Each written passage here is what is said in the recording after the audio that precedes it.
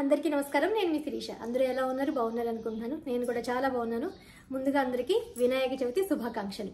మీ అందరూ చక్కగా వినాయక చవితి బాగా చేసుకున్నారని అనుకుంటున్నాను. నేను కూడా బాగా చేసుకున్నాను, చాలా బాగా చేసుకున్నాను. పూజ అయితే చాలా బాగా జరిగింది. ఏం పిండి వంటలు వండాను, ఏం ముగ్గు పెట్టాను, పూజ ఎలా చేసుకున్నాను, ఏంటి అంటే మేమందరం పూజ ఎలా చేసుకున్నాం అనేది అన్నీ మీకు వీడియోలో షేర్ చేద్దాం అనుకుంటున్నాను. మా ఇంటి గణపతి పూజ ఎలా జరిగిందని, అలాగే బుజ్జి గణపతి మా ఇంట్లో ఎలా కొలువు తీరారు ఏంటనేది కూడాను. దాంతోపాటు చెప్పాను కదా, మా కాలనీలో కూడా గణపతిని పెడుతున్నారు అని చెప్పని. దాని గురించి కూడా నేను ఏ రకంగా ప్రిపేర్ అవుతున్నాను చెప్పానుగా. ఒకటి మేము ఇస్తున్నాం అని చెప్పని ఏంటవి అవన్నీ కూడా నేను రెండో వీడియోలో షేర్ చేస్తాను. అన్నీ ఒకటే అయిపోతుంది కదా. ఇవాళ మా ఇంటి గణపతి పూజ చూద్దరు, కానీ తర్వాత రోజు నెక్స్ట్ డేలో కాలనీలో ఉండే గణపతికి మేమేం చేస్తున్నాం పూజ అనేది మీకు తప్పకుండా షేర్ చేద్దాం అనుకుంటున్నాను. అలాగే ఈ రోజుని చక్కగా గణపతికి మంచిగా అలంకరణది చేసుకున్నాను. ఇంత పూజ చాలా బాగా జరిగింది. ఇగో ఇంకా ఇలాగే ఉన్నాను. ఇది కొత్త చీర, అప్పుడు తీసుకున్నది అమ్మ పెట్టిన చీరది.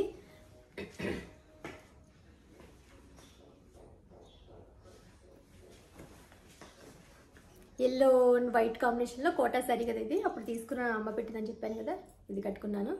ఈరోజు పూజ అయితే అయింది. మనం చెప్పాను కదా మీకు కొత్త రింగులు పెట్టుకుంటాను పండక్కి అని చెప్పని, ఈరోజు పెట్టుకున్నాను. ఇంకా రెడీ అవ్వలేదు. సాయంత్రానికి ఇంకా చాలా ఏర్పాట్లు చేసుకోవాలి, ఇంకా చాలా పని ఉందనమాట. సో అందుకని మీకు వినాయక చవితి పూజ వీడియో షేర్ చేద్దాం అనుకుంటున్నాను. వీడియో నచ్చితే మాత్రం లైక్ చేయడం మర్చిపోద్దు. మళ్ళీ కలుస్తాను. మళ్ళీ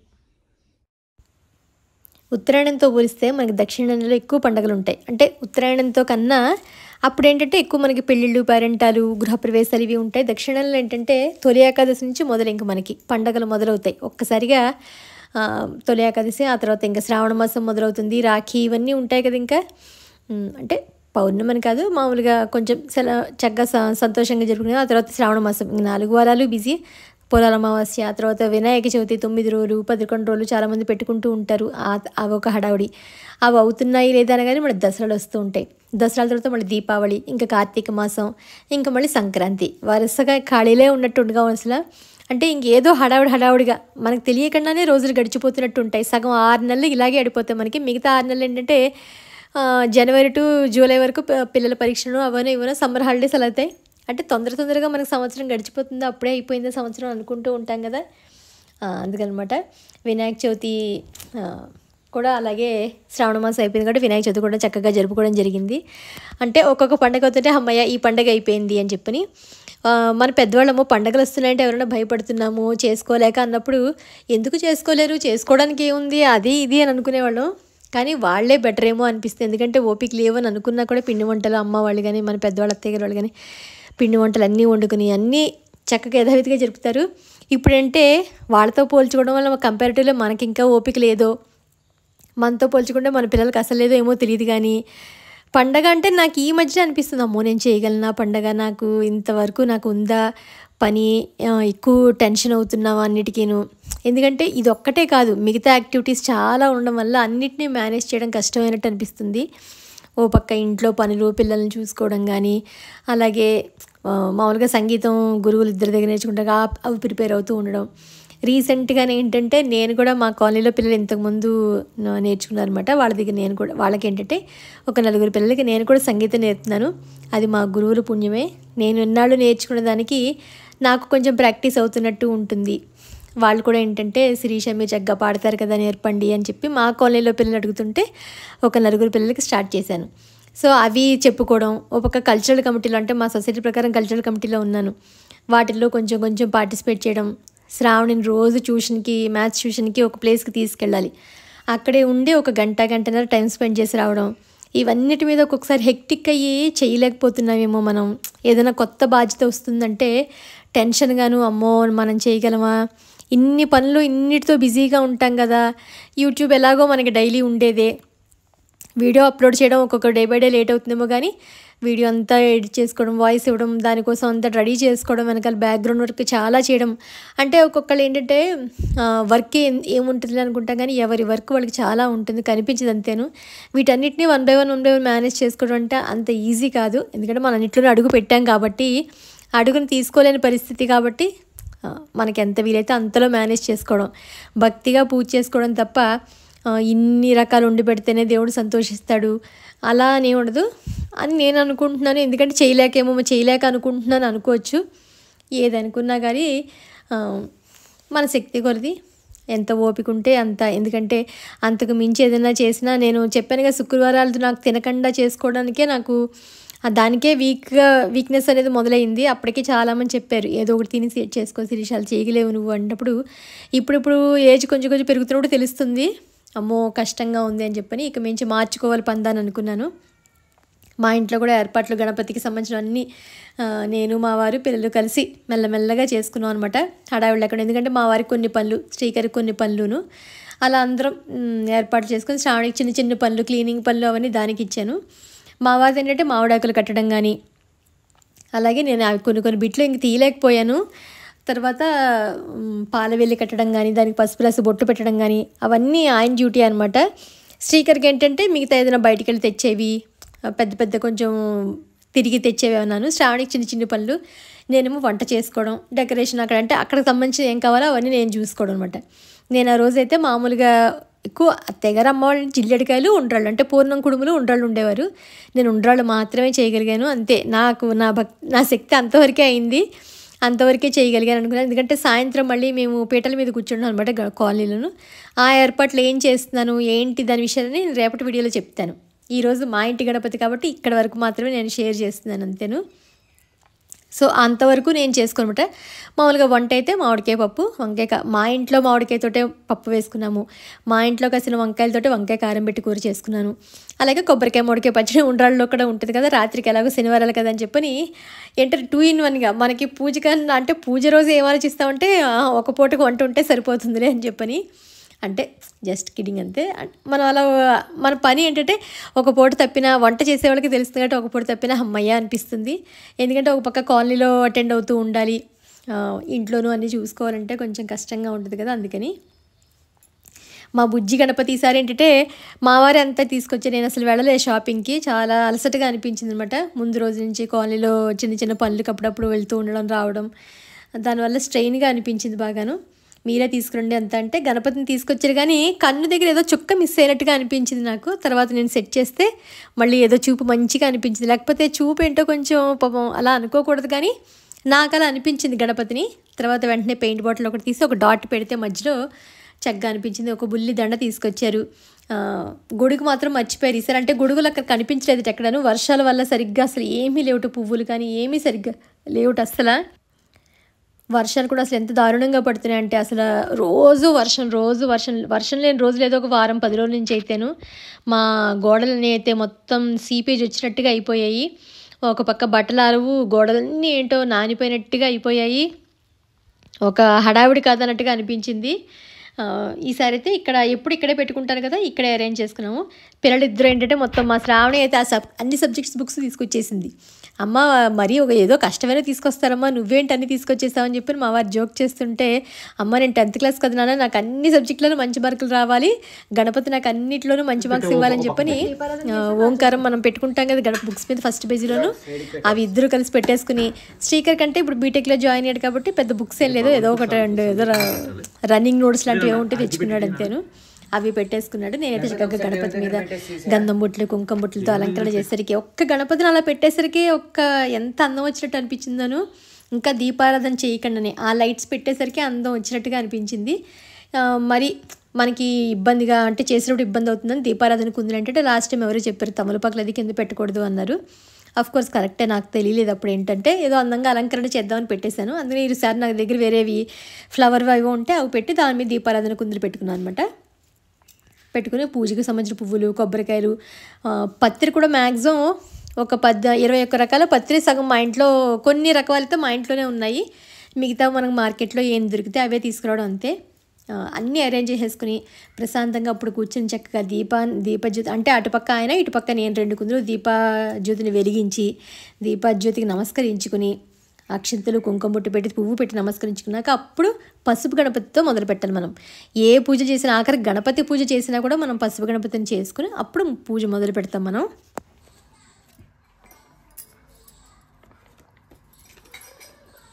శుక్లాంబరధరం విష్ణుం శశివర్ణం చతుర్భుజం ప్రసన్నవదనం ధ్యాయేత్ సర్వవిఘ్నోపశాంతయే అగజానన పద్మార్కం గజానన మహర్నిశం అనేకదంతం భక్తానాం ఏకదంతముపాస్మహే.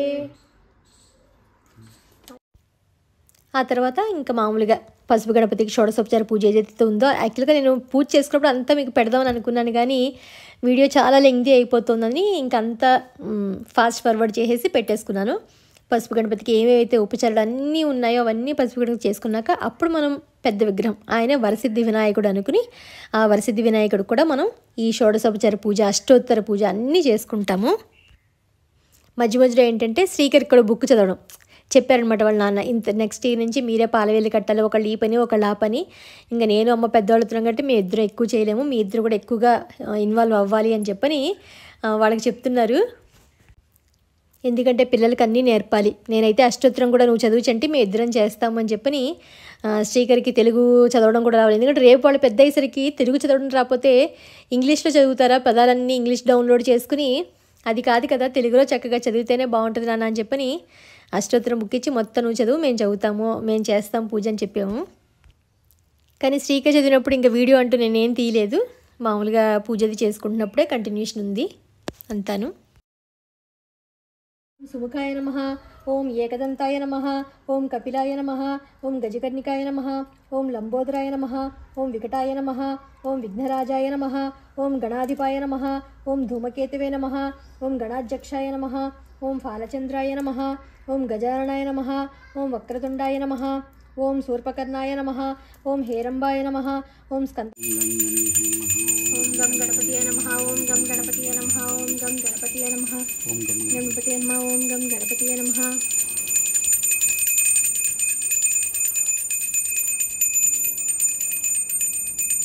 ఓం గం గణపతియ నీరాజనం దర్శయామి, నీరాజనానంతరం శుద్ధ ఆచమనీయం సమర్పయామి. గణపతి అయితే మాత్రం దీపాలకు అందులో ఎంత అందంగా ఉన్నారంటే, ఆ దండ వేసరికే భలే అందం వచ్చింది. మా వారు నేను చూసే దండ మంచి తీసుకొచ్చారంటే, యాక్చువల్గా అది పువ్వు దండ ఏం కాదు, కానీ ఎందుకునో ఆ మట్టి గణపతి మీద ఆ రంగు దండ, పసుపు ఎరుపు ఉన్న రంగు దండ వేసేసరికి, ఆ పక్కనే జ్యోతులు వేసేసరికి చాలా కళగా భలే అనిపించింది. చూస్తూ ఉండగానే నాకే ఎంతో ఆనందంగా అనిపించింది. అంటే ఎక్కువగా ఈ దొరుకుట్లాగా ఎక్కువ డెకరేషన్స్ అవి పెట్టుకుంటే అవన్నీ తీయడం అవి చాలా కష్టంగా అనిపిస్తుంది. చేసినప్పుడు ఎంత పని, దాని తర్వాత కూడా అంతగానే ఎక్కువ పని ఉంటుంది. అందుకని అలంకరణకు సంబంధించినవన్నీ అది మన ఓపిక అంతే, మన ఇష్టం, మన ఓపిక ఉంటేనే చేసుకోవాలి. లేకపోతే అందరూ కొనుక్కున్నాను మనం ఏం కొనుక్కోకలేదు, అందరూ పెట్టుకున్నాను పెట్టుకోకర్లేదు, లేదు అంటారా మనకి ఎప్పటికైనా యూజ్ అవుతుంది అనుకుంటే ఒక వస్తువు తీసుకోవడం కూడా తప్పలేదు. అది పూర్తిగా మన ఇష్ట ప్రకారమే, ఎవరో చెప్పారని కూడా కాదు. నేనైతే ఇంకవన్నీ వద్దు, హ్యాపీగా సింపుల్గా చేసుకుంటే చాలు అని అనిపించింది అంతేను. ఓం సుముఖాయ నమః, మాచీపత్రం సమర్పయామి.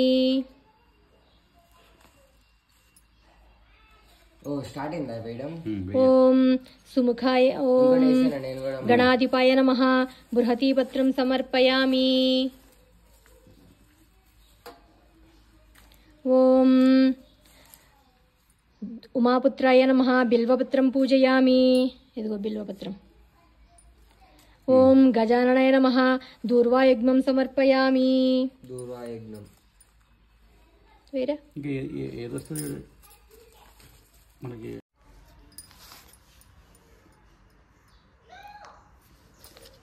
ఓం గజాననాయ నమః, ఓం గణాధ్యక్షాయ నమః, ఓం విఘ్నరాజాయ నమః, ఓం వినాయకాయ నమః, ఓం ద్వైమాత్రాయ నమః, ఓం ద్విముఖాయ నమః, ఓం ప్రముఖాయ నమః, ఓం సుముఖాయ నమః, ఓం కృతినే నమః, ఓం సుప్రదీపాయ నమః, ఓం సుఖనిధియే నమః, ఓం సురాధ్యక్షాయ నమః, ఓం సురారిఘ్నే నమః, ఓం మహాగణపతియే నమః. దశాంగం గగ్గలోపేతం సుగంధం సుమనోహరం ఉమాసుత నమస్తుభ్యం గృహాణ వరదో భవ. ఓం శ్రీ వరసిద్ధి వినాయకాయ నమః. ధూపమాఘ్రాపయామి. ఓం గం గణపతియే నమః. ఓం గం గణపతియే నమః. సాధ్యం త్రివర్త సంయుక్తం వహ్నినాద్యోత్యం ద్యోతితం మయా గృహాణ మంగళం దీపం దీసపుత్ర నమోస్తుతే. ఓం శ్రీ వరసిద్ధి వినాయకాయ నమః. దీపం దర్శయామి.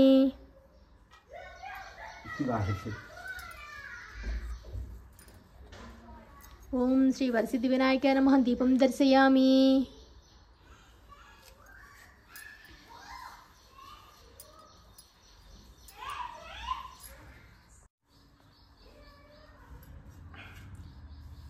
నైవేద్యం గృహత్వం దేవా చణముద్గైపరకల్పితాన్ భక్ష్యం భోజ్యం చ లేహ్యం చ చోప్యం పానీయమేవ చైదం గృహాణ నైవేద్యం మైదత్తం వినాయకం మహానైవేద్యం సమర్పయామి. ఓం శ్రీ వరసిద్ధి వినాయక స్వామి నమః. ఉండ్రాళ్ళు, కదలీఫలం, నారికేళం, గుడసకలం నైవేద్యం సమర్పయామి. ఓం ప్రణాయ స్వాహ, ఓం అపానాయ స్వాహ, ఓం వ్యానాయ స్వాహ, ఓం ఉదానాయ స్వాహ, ఓం సమానాయ స్వాహ, ఓం బ్రహ్మణే స్వాహ. మధ్యే మధ్యే పానీయం సమర్పయామి. హస్తౌ ప్రక్షాళయామి, పాదౌ ప్రక్షాళయామి, శుద్ధాచమనిం సమర్పయామి. ఓం శ్రీ వరసిద్ధి వినాయక నమః. నైవేద్యం సమర్పయామి. శరణ్యం చేరి సూత మహర్షిని దర్శించి నమస్కరించి ఏ వ్రతం చేయడం వలన ఆరోగ్య ఐశ్వర్యము పుత్ర పౌత్రాభివృద్ధి విద్య విజయ ఆ సౌభాగ్యాలు పొందుతారో చెప్పమని కోరాను. అంతలో సూతుడు పూర్వం ఇదే ప్రశ్న కుమారస్వామి అడగగా శివుడు చెప్పిన వినాయక వ్రతం గురించి చెప్పడం ప్రారంభించాను. భాద్రపద శుద్ధ చవితి నాడు తెల్లవారుజామునే మేల్కొని స్నానం గావించి శుభ్రమైన వస్తువులు ధరించి నిత్యకర్మలు పూర్తి చేసుకుని తమ శక్తి కొలది బంగారం లేదా వెండితో కానీ మట్టితో కానీ వినాయక వ్రతం తెచ్చుకుని తమ గృహంలో ఉత్తర భాగంలో మండపం ఏర్పరచుకుని పాలవెల్లి కట్టి వెనుకబడి మంగళమణి మంగళమణి మంగళమనరే మంగళమణి పాడరే మన గణనాథునకు ముత్యాల హారతులు ముదితలివ్వరే మూషిక వాహనునికి ముచ్చటతోను కరివదనా సదనునికి కాంతి మంగళం గిరిసుత ప్రియతనయునికి దివ్యమంగళం సిద్ధి బుద్ధి ప్రదాయునికి ప్రసిద్ధ మంగళం సదాశివుని కీర్తునకు సర్వమంగళం మంగళమణి మంగళమణి మంగళమనరే మంగళమణి పాడరే మన గణనాథునకు జయ మంగళమణి పాడరే మన గణనాథునకు శుభ మంగళమణి పాడరే మన గణనాథునకు. ఓం శ్రీ వరసిద్ధి వినాయక నమః. నీరాజనం సమర్పయామి. నీరాజనానంతరం శుద్ధ ఆచమనిం సమర్పయామి.